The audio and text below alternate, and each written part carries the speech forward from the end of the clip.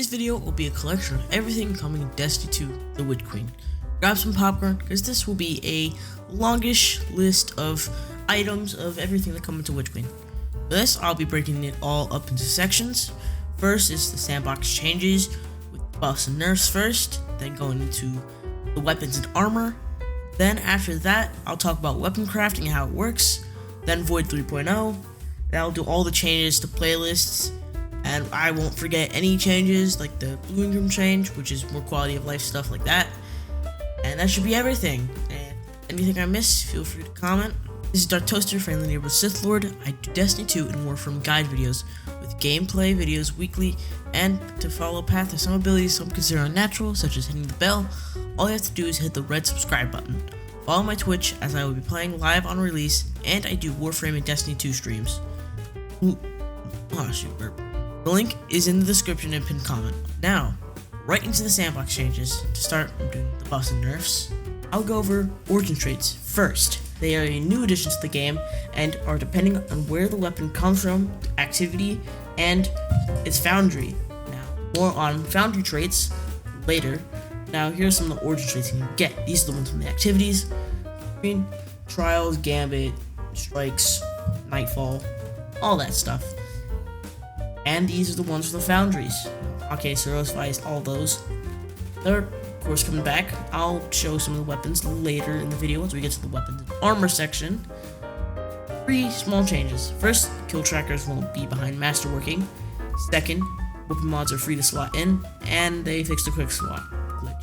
Now I'll go over the buffs and nerfs towards weapons in a quick summarized way. High impact fusion rifles will do more damage and have a PP damage bonus.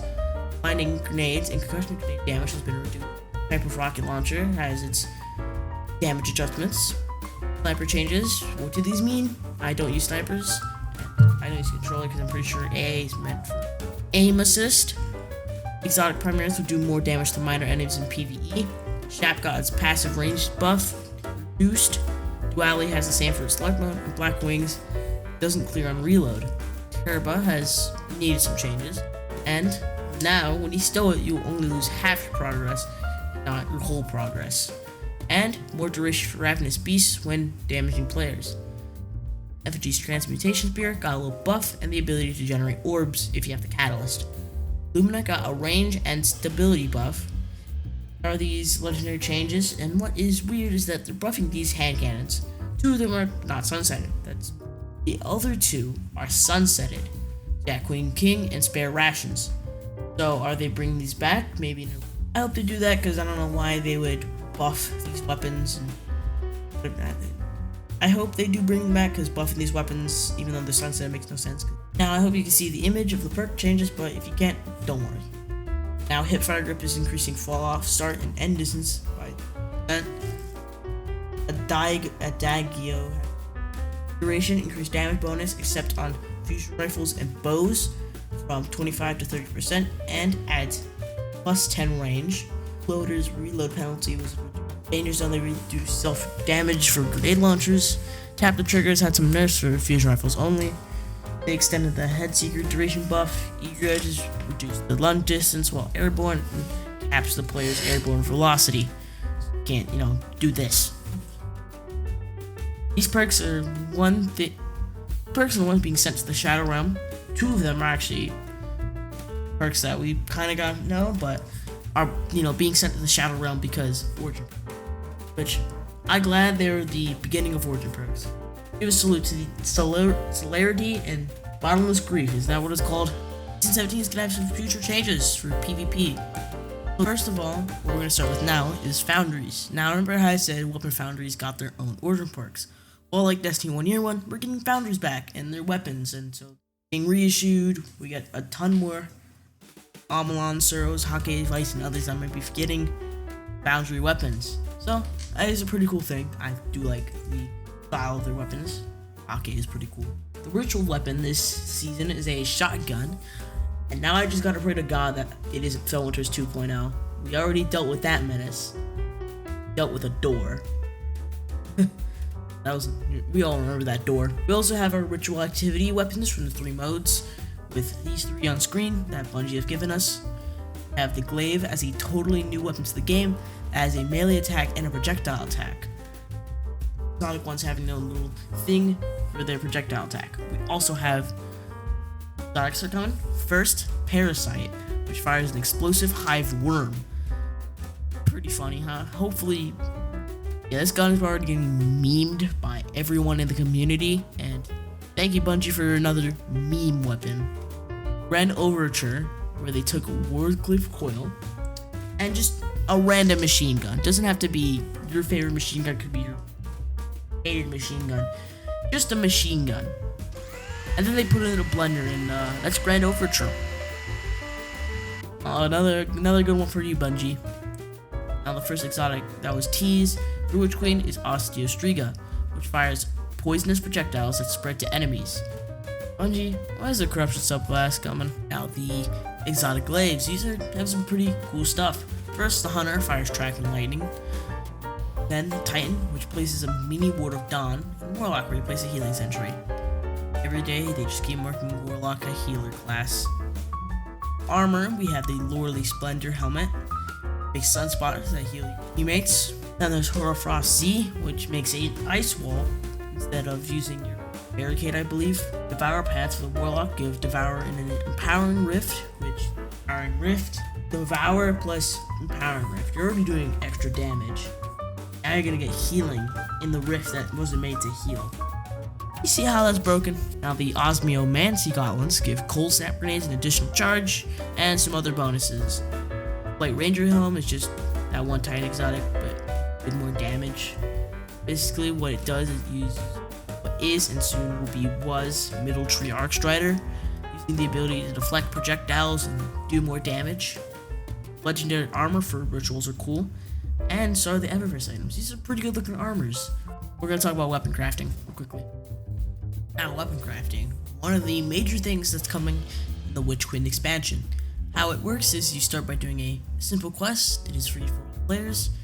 First, you need a pattern, which will be earned by gameplay through activities, doing a random patrol. Now, randomly rolled weapons have a chance to drop with an ability called Deep Sight. Now, randomly rolled weapons have a chance to drop with an ability called Deep Sight Resonance, which you can extract essence for specific perks that you want. So if you have an auto rifle that has Deep Sight Resonance and it has Rampage, this is an example they used on the Twab for this. You can extract the Rampage from it, essence for Rampage, slot it into another weapon. So that's how it works. And you can reshape your weapon if you don't like it. Maybe you just don't like a perk. Now, Void 3.0, the evolution of the Void subclass. I will show on screen some aspects and fragments. I'll talk about a few things that I like, mainly the aspects that I like. Now, these are the mechanics of Void 3.0. Suppress, meaning you can't move as fast, and you can't use your abilities.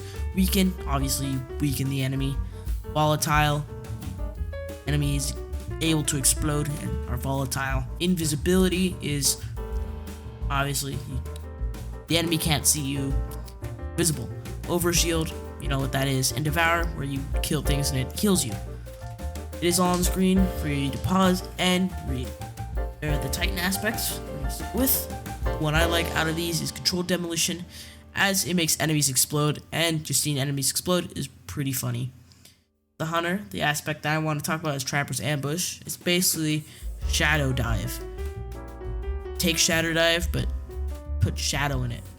And you go into Viz, which is pretty cool. And the whole entire philosophy with Hunter, what Bungie said, the whole entire philosophy with Hunter through the Void subclass with Void 3.0 has been to be more just stealth. Now we're going to talk about Warlocks, and the one I'm going to talk about is Child of the Old Gods. This one is basically just a little void buddy, just like the Arc Soul, and you could probably combo with the Devour boots. And Void 3.0 is going to be pretty fun. Honestly, I might just become a Warlock main.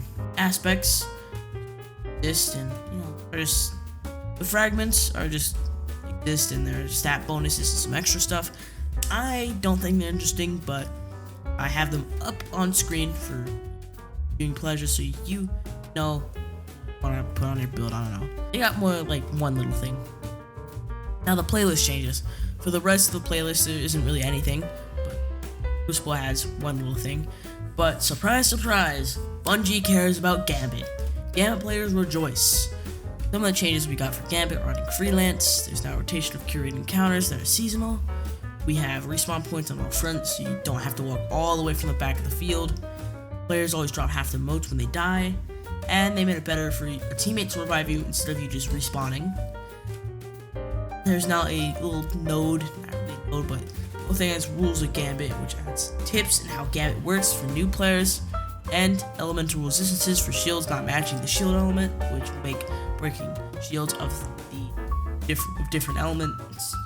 You have an arc auto rifle and you're trying to take a poison shield, it'll be harder.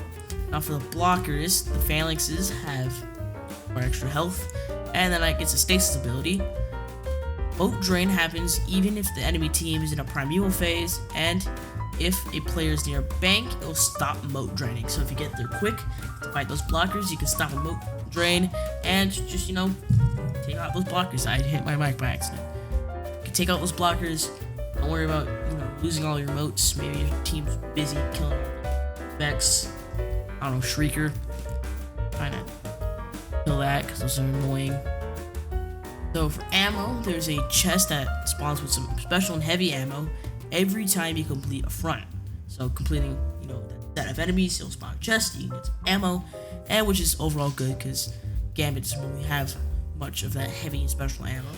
Killing HVTs, high value targets, drops a heavy ammo brick, and during the primeval phase, ammo chests spawn on one of the fronts every 60 seconds. Now, change for the boss fight. First, they remove the meatball, which now for the Malfeasance quest is a first primeval kill, except the meatball, because the meatball's gone. They've also tuned the damage for Primeval Slayer and Envoys. They also have tuned the damage from Primeval Slayer and Envoys to put an invulnerability shield around the boss, just like the meatballs, little ball thingies that. A singular mote invasion has been removed, so the only invasions at 40 motes and 80 motes. Invasions also can't be saved up, so if that invasion you have is just sit there and you get another one, you don't get 2 invasions, you get only 1. Now there's some more. Now for the rewards, we're adding focusing to. The reward changes added focusing, like the ability to focus engrams for trials, like you can get your trials weapon.